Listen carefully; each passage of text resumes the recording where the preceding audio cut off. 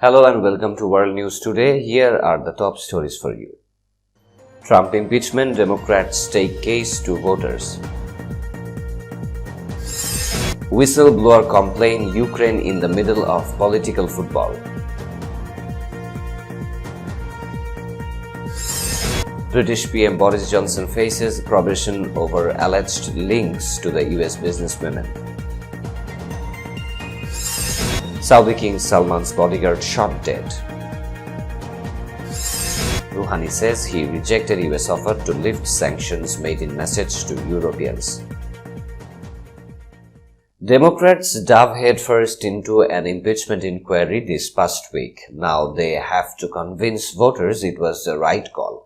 With the Ukraine controversy, Democrats think they have a clear-cut case that the public can digest much more easily than the 22-month Russia investigation that resulted in a 448-page report by former special counsel Robert Mueller. They argue that this time around it's about President Trump, not candidate Trump. And they say it's unfolding in real time, creating more urgency with a focus on 2020 election interference instead of looking back at the 2016 contest. It's explainable, it's betrayal. People can understand betrayal, engaging with a foreign power to interfere in our democracy. Republican Dean Phillips, a vulnerable freshman who signed onto the impeachment push on Monday, told The Hill, "People can understand whether it's implicit or explicit withholding funding for a nation until it might investigate an American citizen who happens to be the political rival of the American president."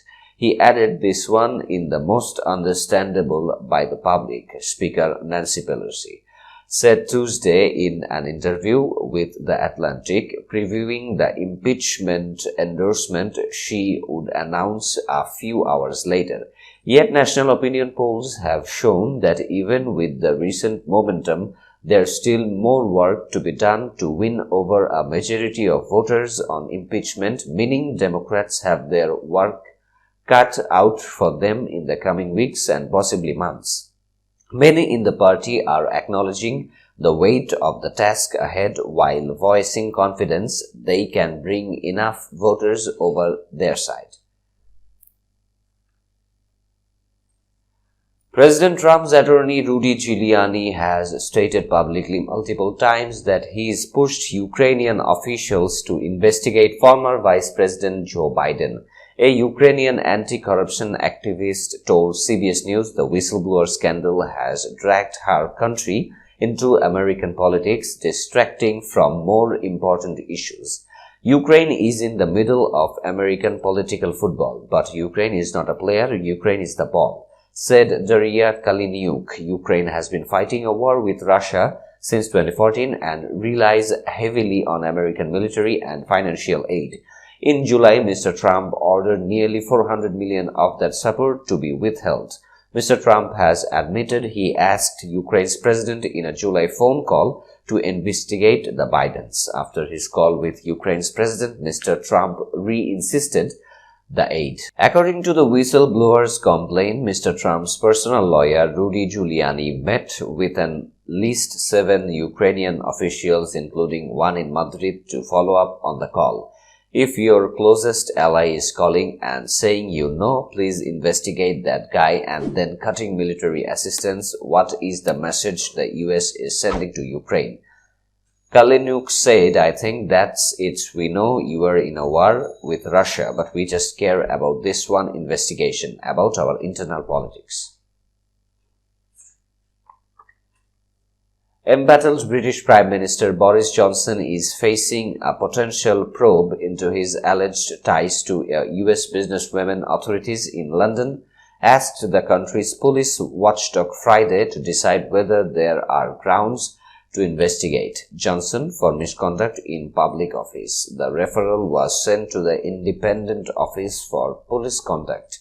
It cites allegations that Jennifer Arcuri and her business received favorable treatment, including access to trade missions and sponsorship money. As a result of her friendship with Johnson while he served as mayor of London, These are the ingredients of the offence of misconduct in a public office, said the Greater London Authorities Monitoring Office, which oversees the conduct of the city's government officials.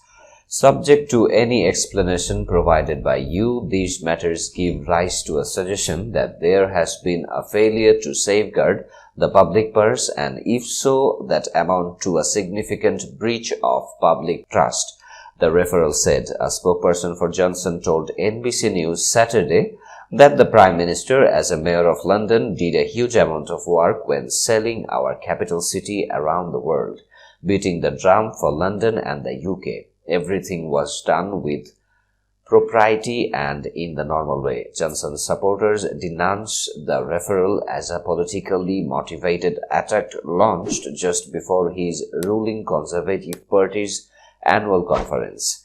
The city authority that launched the complaint is led by Mayor Sadiq Khan, a Labour Party official. The allegations were first raised by the British newspaper The Sunday Times last week. City in the world. I'm so proud of our city. The personal bodyguard of Saudi Arabia's King Salman was shot and killed, state TV reported Sunday, in what authorities described as a personal dispute. Officials offered few details on an incident that shocked the kingdom. Tributes poured in across social media for Major General Abdulaziz Al Fagham, with many including images of him at work alongside the 83-year-old ruler of the oil-rich kingdom. May you rest in peace, hero, senior royal court advisor Turki al-Sheikh tweeted. While officials posted condolences, the first official word of his death came in a post on Twitter by Saudi state television.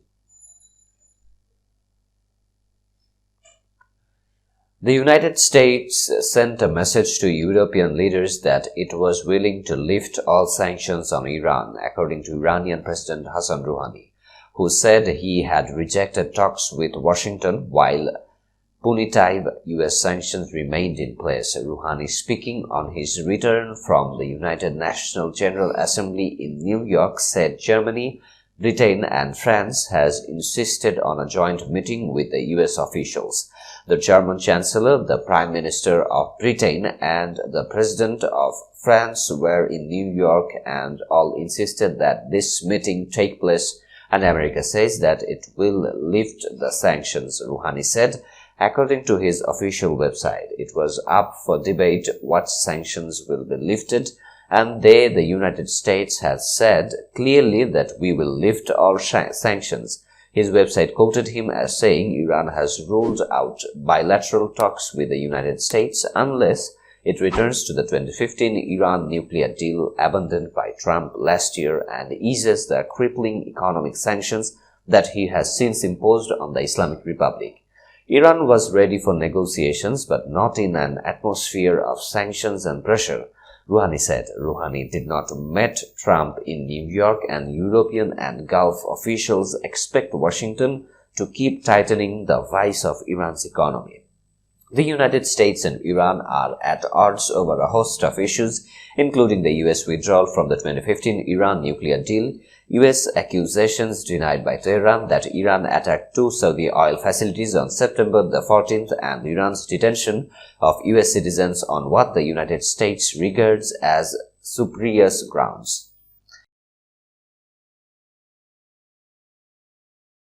That's all from now. Hope you enjoyed our coverage. Thank you very much for having us.